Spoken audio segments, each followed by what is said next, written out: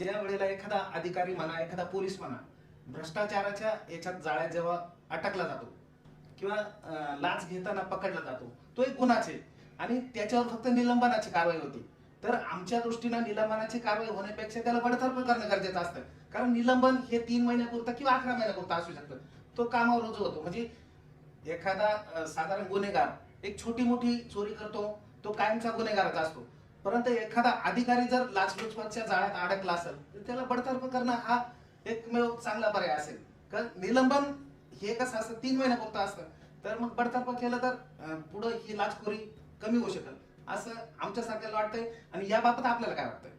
नाही, आपला आपल्या मनाची भावनाची मी आदर करतो, पण कायदा जे आहे ते भावनात्मक होऊ शकत नाही. आणि जरी बरेचशा लोकांना वाटत होतं की 26/11 मध्ये कसाबला गेटवे ऑफ इंडियावर उभे राहून त्यांना गोळी घालून त्यांना मृत्यूदंड द्यायला पाहिजे होता, पण तरी तसा प्रकार घडला नाही. त्यांना येरवडा जेलमध्ये एकांतमध्ये कुणालाही न बघता त्यांना फाशी दिली गेली. एक प्रक्रिया आहे. भारत एक लोकतांत्रिक देश आहे. या ठिकाणी रूल ऑफ लॉ चालते आणि रूल ऑफ लॉचे कायद्याप्रमाणे आपल्याला या ठिकाणी कारवाई केली जाते.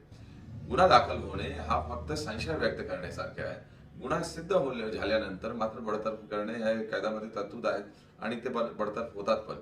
पण बरेचशा केसेसमध्ये ज्यांच्यावर अँटी करप्शनचे ट्रॅप्स लागलेले आहेत किंवा त्याच्यामध्ये दोष सिद्धीचे प्रमाण काही 100% नाही आहे. तर यामुळे प्रत्येक लोक जे ज्यांच्यावर ट्रॅप लावण्यात आलेला आहे ते दोषीचे आहेत असं नाही आहे.